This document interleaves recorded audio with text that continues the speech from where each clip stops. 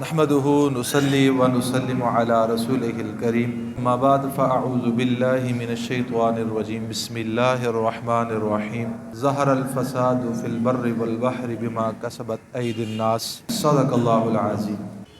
زمین و آسمان کے اندر جتنے بھی حالات آتے ہیں وہ انسان کے اپنے ہاتھوں کی کمائی ہے۔ انسان کو بیدار کرنے کے لیے، اللہ کی طرف رجوع کرنے کے لیے یہ حالات آتے ہیں۔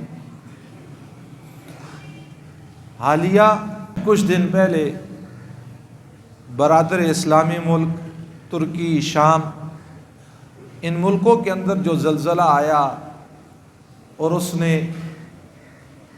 انگنت داستانیں چھوڑ دی ہیں، اس وقت بھی لوگ پھنسے ہوئے ہیں ملبوں کے ڈھیروں کے نیچے۔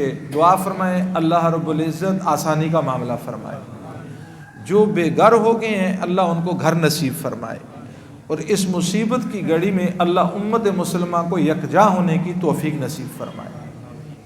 اللہ رب العزت تمام بلاد مسلمین، اقوام عالم سب کی اللہ حفاظت فرمائے ناگہانی آفات سے۔ اس امت پر 4 قسم کے عذابات کی پیشن گوئی کی گئی ہے۔ زمین کے اندر دھسنا، زلزلے کے ذریعے سے ہلاک ہونا، شکلوں کا مسخ ہو جانا، اور چوتھا پتھروں کی بارش ہونا۔ یہ 4 قسم کے عذابات کی پیش کی اطلاع امام الانبیاء صلی اللہ علیہ وسلم نے اس امت کو بتا دی ہے کہ اس طرح کے عذاب تمہارے اوپر آ سکتے ہیں کہ کسی جگہ زمین پھٹی اور پوری کی پوری بستی زمین کے اندر چلی گئی اور نام و نشان بھی باقی نہ رہا۔ یہ عذاب بھی آ سکتا ہے، اور آیا اس سے پہلے آیا بھی۔ علامہ ابن قیم رحمۃ اللہ علیہ نے ایک کتاب لکھی ہے، اس کے اندر تاریخ زلزلہ لکھا ہے انہوں نے۔ قرآن کے اندر اللہ ارشاد فرماتے ہیں کہ وَلَوْ آمَنَ أَهْلَ الْقُرَىٰ، سورہ عنکبوت کے اندر اللہ پاک فرماتے ہیں کہ اگر یہ بستی والے آمن اہل القریٰ ایمان لے آتے اور ایمان کے مطابق زندگی گزارتے تو اللہ فرماتے ہیں میں ان کے اوپر باتیں بالکل واضح ہیں، باتیں بالکل واضح ہیں، حالات کا آنا بالکل واضح ہے، مشکلوں میں پھنسنا بالکل واضح ہے، کوئی چیز شریعت نے چھوڑی نہیں ہے، ہائے ہائے کرنے کی ضرورت ہی نہیں ہے۔ ہائے یہ کیوں ہو گیا، میرے اوپر حال کیوں آ گئے، میں کیوں پھنس گیا، ان ساری باتوں کا میرے محترم دوستوں اور بزرگوں، ساری چیزوں کا اسباب و قرآن حدیث کے اندر بیان ہوگی، اور ان آیات کو انسان پڑھتے فرمایا وَلَوْ آمَنَ أَهْلَ الْقُرَىٰ، اگر یہ بستی والے ایمان لے آتے، ایمانیات کے مطابق زندگی گزارتے، تو آسمانوں کا رب فرماتے میں ان کے اوپر آسمان اور زمین سے رزق کی بارش کر دیتا۔ آج کہتے ہیں معیشت خراب ہو گئی ہے، پاکستان کی معیشت ٹھیک نہیں ہے، معیشت خراب ہو چکی ہے۔ اسباب کیا ہیں؟ پٹرول مہنگا ہونے کا جب سنا تو ذخیرہ اندوزوں نے پٹرول ذخیرہ کر لیا، لوگ مارے مارے پھر رہے ہیں، کبھی ایک پٹرول پمپ پہ جا رہے ہیں، کبھی دوسرے پہ جا رہے ہیں، کبھی تیسرے پہ جا رہے ہیں، لیکن ذخیرہ اندوز ہے کون؟ مسلمان اور حضور کو امتی ہے۔ اس کو یہ خوف نہیں ہے میں یہ جو عمل کر رہا ہوں یہ میری نسلوں کی تباہی کا سبب بنے گا۔ ظاہری طور پہ تو 4 پیسے آتے ہوئے نظر آ رہے ہیں، ظاہری طور پہ تو پتہ چل رہا ہے پیسے مل رہے ہیں، بیلنس اوپر جا رہا ہے، لیکن میرے محترم دوستو حقیقت حال میں یہ اپنے آنے والی نسلوں کو برباد کر رہا ہے، انہیں حرام کھلا رہا ہے، ان کی روحانیت کو تباہ کر رہا ہے۔ اور دوسری جگہ فرمایا وَمَنْ أَعْرَضَ عَنْ ذِكْرِي، جو میرے ذکر سے منہ موڑ لے گا، اعراض کر لے گا، فَإِنَّ لَهُ مَعِيشَةً ضَنْكًا، فرمایا آسان اور واضح بات ہے جو میرے ذکر سے اعراض کرے گا میں اس کی معیشت کو تنگ کر دوں گا۔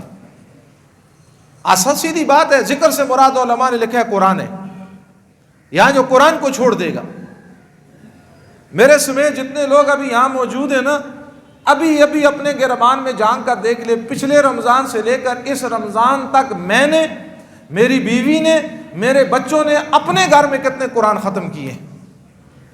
کتنی قرآن کی تلاوت کی ہے، کتنا قرآن کا دیدار کیا ہے. عمل تو چلو دور کی بات ہے نا، قرآنی تعلیمات پر عمل وہ تو امت بھول چکی ہے. ہماری تجارت میں حضور کی شریعت نظر آئے، اس کو تو امت نے چھوڑ دیا ہے، یہ تو کافروں کے پیچھے چل رہی ہے. اس کا معاشی نظام کافرانہ نظام ہے، اس کا بینکاری کا نظام سودی نظام کافرانہ نظام ہے، ان کا رہن سہن گھر کے طور طریقے وہ سب کافرانہ زندگی کے مطابق ہیں. لیکن کیا میں نے قرآن کو کھولا، اس کی تلاوت کی ہے؟ میری بیوی صبح اٹھتی ہے قرآن کی تلاوت کرتی ہے، میرے بچے صبح سویرے فجر میں اٹھ کر مسجد میں جا کر اللہ کے سامنے سجدہ کرتے ہیں، اور اس کے بعد میرے گھر میں آ کر قرآن کی تلاوت ہوتی ہے. تو میرے محترم دوستوں اور بزرگوں، پوری امت کے مجموعی طور کے اعتبار سے اگر جواب آ جائے تو میرے محترم دوستوں وہ انکار کے اندر آئے گا. اور پھر کہتے ہیں معیشت تنگ ہے. میرے محترم دوستوں، خدا کی قسم اٹھا کر کہتا ہوں، اگر اللہ عدل پہ آ جائے اور انصاف پہ آ جائے، ہم میں سے دھرتی پہ کوئی باقی نہ رہے. اگر اللہ انصاف پہ آ جائے اور عدل پہ آ جائے، فرمایا زمین اللہ کے سامنے عرض کرتی ہے، یا اللہ ان کے گناہوں کا بوجھ اتنا ہو چکا ہے، میں برداشت نہیں کر سکتی، ان کے گناہ اتنے ہو چکے ہیں، اللہ مجھے حکم دے میں پھٹوں اور ان کو ختم کر دوں. اللہ وہ فرماتے ہیں صبر کر، ایک دن تیرے پاس آئیں گے، پھر تیری مرضی ہے جیسے ان سے کر لینا. ایک دن انہوں نے آنا ہی تیرے پاس ہے، ایک دن یہ آئیں گے تیرے پاس، پھر اس وقت جیسا تیرا جی چاہے تو ان کے ساتھ وہ معاملہ کر لینا. ابھی میرے بندے ہیں، ہو سکتا ہے توبہ کر لیں، ہو سکتا ہے رجوع کر لیں.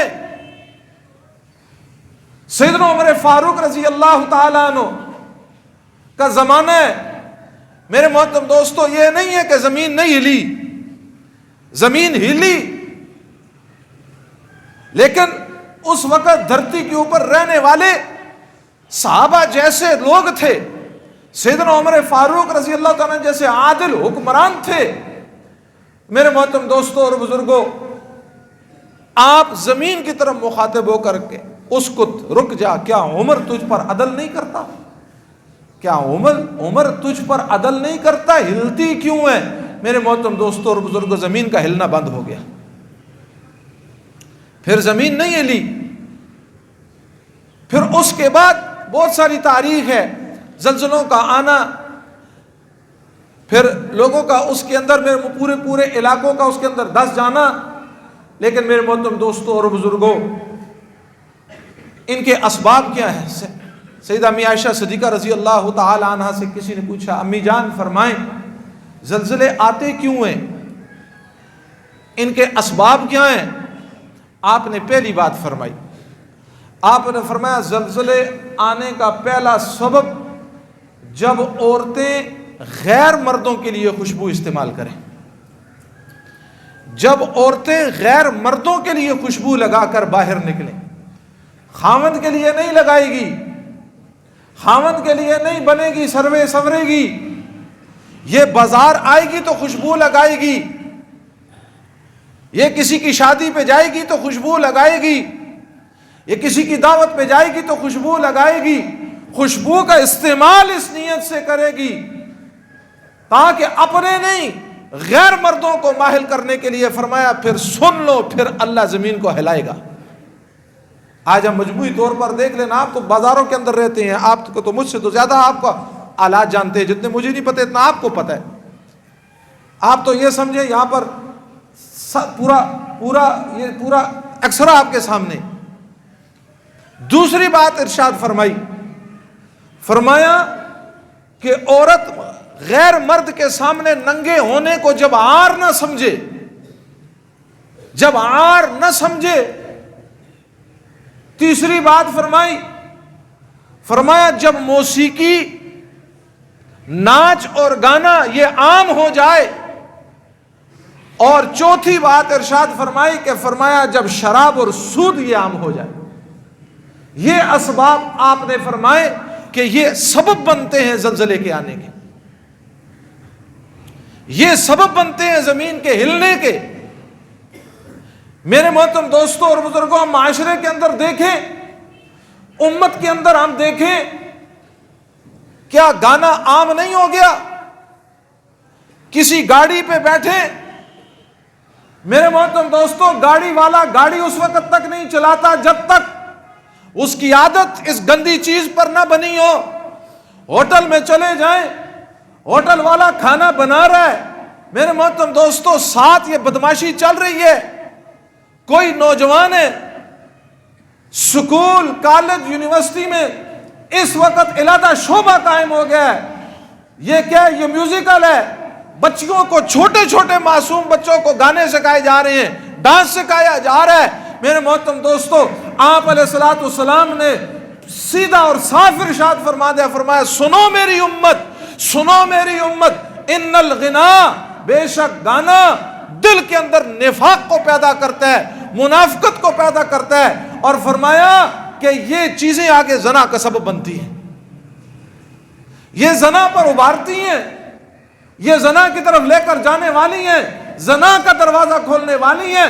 فرمایا جب میری امت کے اندر گانا ناچ عام ہو جائے گا، پھر اللہ دھرتی کو ہلائیں گے۔ آج تو کھانا ہی نہیں ہضم ہو رہا میرے محترم دوستو۔ رات کو سوئے ہوئے کئی دفعہ میں کہہ چکا ہوں، رات کو سوئے، ہلاکت ہے اس نوجوان پر، ہلاکت ہے اس زندگی پر، تف ہے اس زندگی پر۔ میرے محترم دوستو، کیا یہ حضور کا امتی ہے؟ کیا یہ حضور کا کلمہ پڑھنا والا ہے؟ کیا میرے محترم دوستو اور بزرگوں کل یہ حضور کا دیدار کرے گا؟ کس منہ سے حضور علیہ الصلوۃ والسلام کے سامنے حوض کوثر پر جائے گا؟ جس کے زندگی کے روز، جس کے زندگی کے شب، جس کے زندگی کے لمحات میرے محترم دوستو گزرنے تو تھے، اللہ کے سامنے روتا، اللہ کے سامنے آنسو بہاتا، اس کی نگاہیں قرآن کی تلاوت پہ لگتی، اس کی زبان اللہ کے ذکر سے تر ہوتی، یہ اللہ اللہ کی ضربیں لگاتا۔ افسوس اس بات کا ہے، اس نے اللہ کو چھوڑ دیا ہے، اور میرے محترم دوستو اپنی زندگی ان گندگی اور بہانے کے ڈھیر پر جا کر لگا دی ہے۔ اور رات کو یوں سمجھو اس نے کانوں میں گانا سننے کی ٹوٹیاں نہیں لگائی ہوئی، یہ ساری رات میرے محترم دوستو پہانے پر سو کر اس نے گزار دی۔ یہ ہے حضور کو امیدی، لیکن پہانے پر سویا ہوا ہے، پہانے میں چل رہا ہے، گندگی میں چل رہا ہے، اور پھر کہتے ہیں زلزلہ کیوں آ رہا ہے؟ حالات کیوں ہیں ملک کے ایسے؟ عمر بن عبدالعزیز رحمت اللہ علیہ نے اپنے دور خلافت میں سارے شہروں کی طرف، تمام گورنروں کی طرف ایک خط لکھا تھا۔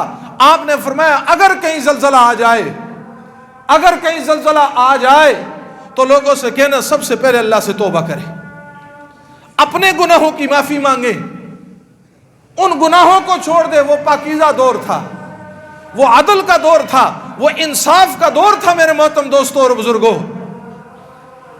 اس دور کے اندر آپ کہہ رہے ہیں لوگوں کو کہنا توبہ کریں، جن گناہوں کے اندر مبتلا ہیں ان گناہوں کو چھوڑ دیں۔ دوسرا کام آپ نے فرمایا انفرادی طور پر اللہ سے معافی مانگیں۔ تیسری بات آپ نے فرمایا اجتماعی طور پر بھی اللہ سے معافی مانگیں۔ اور توبہ کا دروازہ میں اگر توبہ نہ ہوتی، توبہ کا دروازہ نہ ہوتا میرے محترم دوستو، وہ رحیم اللہ، وہ کریم اللہ، اس اللہ کا احسان ہے میرے محترم دوستو، اس سے توبہ کا دروازہ کھولا ہوا۔ اگر اب نہیں بیدار ہوں گے پھر میرے محترم دوستو یہ حالات آ کے امت کو بیدار کیا جائے گا، اس طرح کے حالات آئیں گے پھر امت کو بیدار کیا جائے گا۔ اور حالات آنے سے پہلے اگر ہم سنبھل جائیں، کیا پڑا ہوا ہے ایسی زندگی کے اندر، کیا پڑا ہوا ہے میرے محترم دوستو ایسے معاشرے کے اندر، اور پھر اولاد، علامات قیامت کی نشانیاں حضور علیہ الصلوۃ والسلام نے علامات قیامت بتائی۔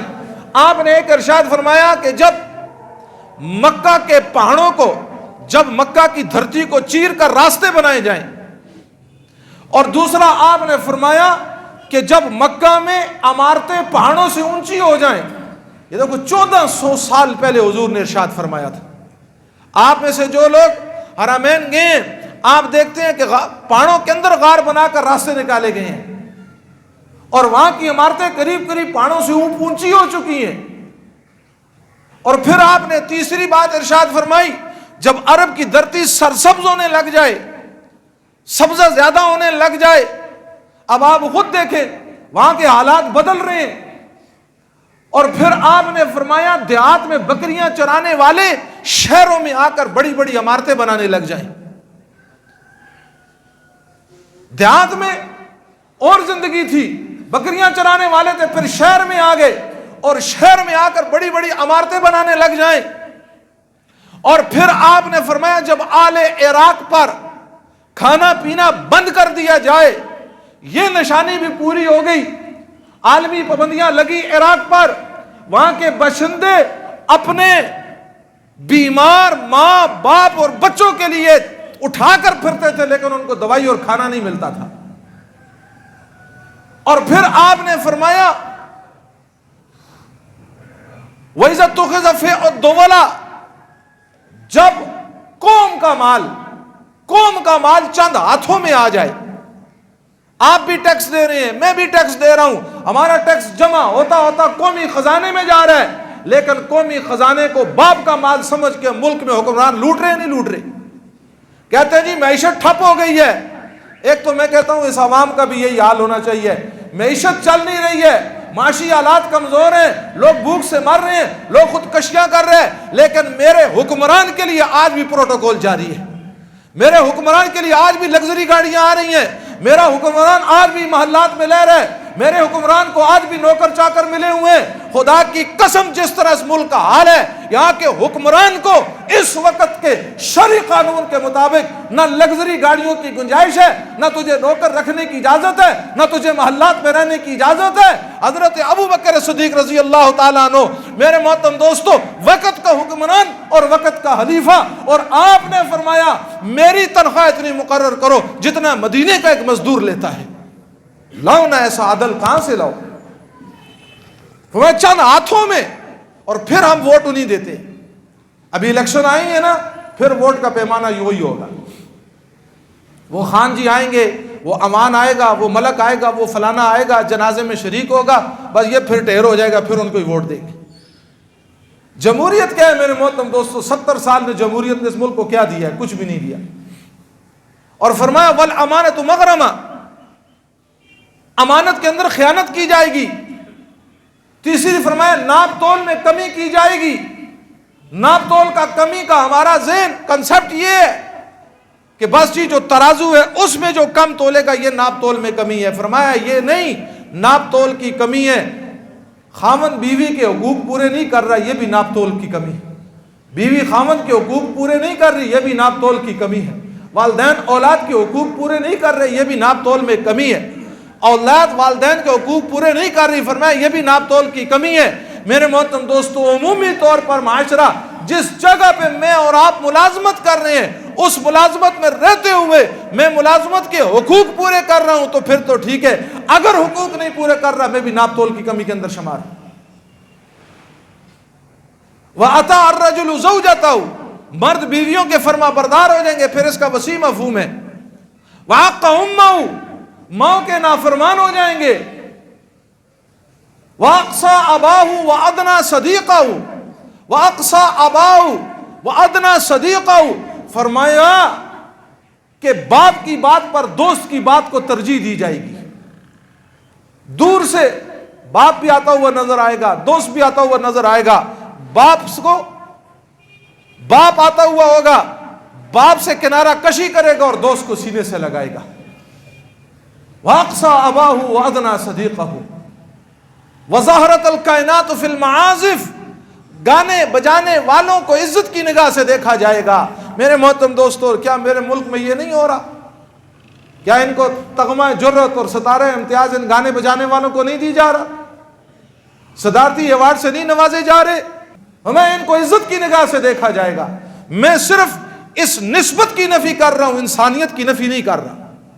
انسانیت سے محبت کرنی ہے, لیکن یہ جو عمل ہے میرے محترم دوستوں اور بزرگوں, یہ عذاب الہی کو دعوت دینے والا ہے. وَارْتُفِيَتِ الْأَصْوَاتُ فِي الْمَسَاجِدِ, مسجدوں کو میرے محترم دوستوں بے اکرامی کی جائے گی. وَظَهَرَتِ الْكَائِنَاتُ فِي الْمَعَازِفِ, اور پھر فرمایا قوم کے سربراہ وہاں کے ذلیل ترین لوگ ہوں گے اس وقت کے. حکمران اس وقت کے، سربراہ اس وقت کے، وہاں کے ذلیل ترین لوگوں کو چنا جائے گا. اور پھر فرمایا لبس الحریر، مرد ریشم پہنیں گے، شربت الخمور، شراب عام ہو جائے گی. اور فرمایا اس امت کے آخری لوگ پہلوں کو برا کہیں گے. آج یہ نہیں ہو رہا، یہاں کے طبقات کے لوگ پہلوں کو برا نہیں کہہ رہے. ایسے ایسے اسکالر آ گئے ہیں جو دین کا مذاق اڑا رہے ہیں، کہتے ہیں نعوذ باللہ صحابہ کو کیا پتا تھا، وہ بھی ہم جیسے انسان، ہم بھی ان جیسے انسان، جیسے ان کے وجود میں دل اس طرح ہمارے وجود میں دل. میرے محترم دوستو، آج صحابہ کی یہ کرامت تو بیان کی جاتی ہے کہ صحابہ نے گھوڑے پانی میں ڈالے اور گھوڑے سمندر کے اندر ڈالے اور سمندر سے باہر نکلے، گھوڑوں کے سم بھی گیلے نہ ہوئے. علماء نے لکھا ہے ایک کرامت کم ہے، صحابہ کی سب سے بڑی کرامت یہ تھی جس وقت کسرا اور فارس اور روم کی سلطنتوں کو صحابہ نے فتح کیا اور وہاں کا سونا اور چاندی اور ہیرے اور جواہرات، فرمایا مدینے کی گلیوں میں جب ڈھیر لگے ہوئے تھے، اور فرمایا اس ڈھیر کو صحابہ نے دیکھا تک نہیں. صحابہ کی سب سے بڑی کرامت یہ ہے. حضور علیہ الصلوۃ والسلام نے فرمایا میری امت کی ہلاکت کا سبب کیا، حب الدنیا و کراہیت الموت، اس کو دنیا سے محبت ہو جائے گی اور موت کو ناپسند کرنے لگے گی. آج دنیا کی محبت نہیں ہے، لگا ہوا ہے، اس پر اطمینان نہیں ہے. حب الدنیا، دنیا کی محبت اتنی آ جائے گی، سارا گھر کما رہا ہے، سارے دروازے کھلے ہوئے، لیکن پھر بھی آئے آئے کر رہے ہیں، آئے آئے کر رہے ہیں. میرے محترم دوستوں اور بزرگوں، ان ساری باتوں کا مدعا یہ ہے میرے محترم دوستوں اور بزرگوں، کسی نے کسی سے پوچھا کہ اگر آسمان سے اگر کوئی آدمی تیر برسانا شروع کر دے تو بچنے کا ذریعہ اور راستہ کیا ہے؟ فرمایا تیر برسانے والے کے قدموں میں چلے جاؤ تو کیا ہو جاؤ گے؟ بچ جاؤ گے. فرمایا یہ اللہ کی طرف سے حالات آ رہے ہیں، گویا یہ تیر برسے جا رہے ہیں. معیشت کی تنگی، بدامنی کی، میرے محترم دوستو، بدامنی کا ہونا، معیشت کا زوال پذیر ہونا، گھر میں اطمینان نہ ہونا، زلزلوں کا آنا، زمین میں دسنا، شکلوں کا مسخ ہو جانا، یہ اللہ کی طرف سے امت کے اوپر تیر برسائے جا رہے ہیں، حالات آ رہے ہیں. اور ان سارے حالات کا حل یہ ہے کہ اللہ کے قدموں میں چلے جائیں، اللہ کے ساتھ تعلق جوڑ لیں، اپنی زندگی کو بدل لیں. میرے محترم دوستوں اور بزرگوں، خود بھی توبہ اور استغفار کریں اور ہم پوری امت کی طرف سے توبہ اور استغفار کریں، اللہ پاک سے معافی مانگے. توبہ اور استغفار کیا ہے؟ فرمایا ایک تو کیا ہے؟ ظلمنا انفسنا وان لم تغفر لنا وترحمنا لنکونن من الخاسرین. یہ قرآن کی دعائیں. یہ کون سی دعائیں؟ آدم علیہ السلام کی دعا ہے، پھر اس کے بعد حضرت نوح علیہ السلام کی دعا ہے، اس کے بعد حضرت یونس علیہ السلام کی دعا ہے، لا الہ الا انت سبحانک انی کنت من الظالمین. اپنے لیے انا کننا من الظالمین، پوری امت کی طرف سے، پوری امت کی طرف سے. میرے محترم دوستوں اور بزرگوں، مشکل کی اس گھڑی میں ہمارے وہ بہن، ہمارے وہ بھائی، ہماری وہ حضور کی امت جو اس وقت مشکل کی گھڑی میں، اگر ہم وہاں پہنچ نہیں سکتے، نیت تو کریں کہ یا اللہ ایسا قوت دے اور یا اللہ ایسے اسباب پیدا فرما، ہم خود وہاں ان کی مدد کے لیے پہنچے. لیکن اللہ اگر راستے باندھیں، ہم نہیں جاتے تو ہماری دعائیں تو پہنچیں گی نا، ہماری آہوزاری تو پہنچے گی نا جی، اور ہمارا نفل پڑھنا، ہمارا اللہ سے مانگنا، یہ تو پہنچے گا نا انشاءاللہ.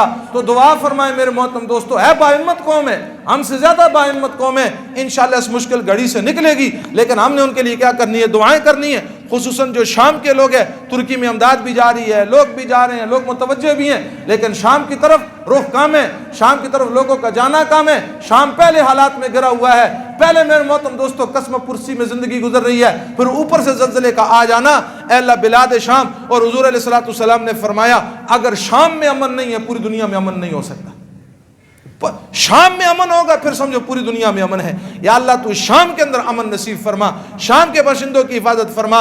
یا اللہ ہمارے ترک بھائیوں کی مدد فرما، اور پوری دنیا سے جو لوگ ان کی مدد کے لیے وہاں پہنچے اللہ ان کی بھی مدد فرما. یہ نہ ہو کہ مزید کوئی آفت آ جائے، مزید کوئی حالات ہو جائے، اللہ اس ملک کی بھی حفاظت فرمائے. اللہ میرے محترم دوستوں اور بزرگوں، اس ہمارے ملک کے خدا داد جس طرح لوگ چل رہے ہیں، وہ کہہ رہے ہیں نا کہ فلاں کہہ رہا ہے زلزلہ آ جائے گا، زلزلہ آ جائے گا، تو ہمارے وہ محکمہ جو اس محکمے کے جو لوگ وہ کہتے ہیں نہیں ایسی کوئی بات نہیں ہے. میں کہتا ہوں چلو اگر کسی نے کہا زلزلہ آئے گا تو اس کا مطلب یہ ہے کہ اللہ ہم کہہ رہے ہیں کہ تمہیں موقع دے رہا ہوں معافی کا، تمہیں موقع دے رہا ہوں کس کا؟ توبہ کا۔ تو میرے محترم دوستوں اور بزرگوں، ہم خود بھی توبہ کریں، ہمارے جو متعلقین ہیں ان سے بھی توبہ کروائیں، اپنے گھروں کے اندر بھی اہتمام کروائیں، کریں گے نہیں کریں گے انشاءاللہ؟ تو 313 مرتبہ لا الہ الا انت سبحانک انی کنت من الظالمین، اللہم انا نجعلک فی نحورہم ونعوذ بک من شرورہم، اس کو بھی 313 مرتبہ پڑھیں۔ میرے محترم دوستوں، اللہ کا غضب، مجھے بتاؤ نا، جب بے حیائی فحاشی جب عام ہو، کسی دکان پہ جاؤ، کسی دکان کی پروڈکٹ پہ جو شیشیاں پڑی ہوئی ہیں، مجھے بتاؤ عورتوں کی تصویریں وہاں سامنے نہیں ہیں؟ یا مین جی ٹی روڈ پر جاؤ، پورے ملک میں وہاں اوپر عورتوں کی تصویریں آویزاں نہیں ہیں؟ یہ میرے محترم دوستو اللہ کے عذاب کو دعوت نہیں دی جا رہی، اللہ کے غضب کو دعوت نہیں دی جا رہی؟ میرے محترم دوستو کیا کریں؟ اللہ ہمارے بس میں یہ ہے کہ ہم توبہ کریں، استغفار کریں، ہمارے ان ظالموں کو ہدایت دے یا اللہ، جو ان گندی چیزوں کو معاشرے سے پاک کریں، اتاریں، اور تاکہ اللہ کا غضب، غصہ میرے محترم دوستو وہ پیار اور محبت میں تبدیل ہو۔ اللہ مجھے اور آپ کو عمل کی توفیق عطا فرمائے۔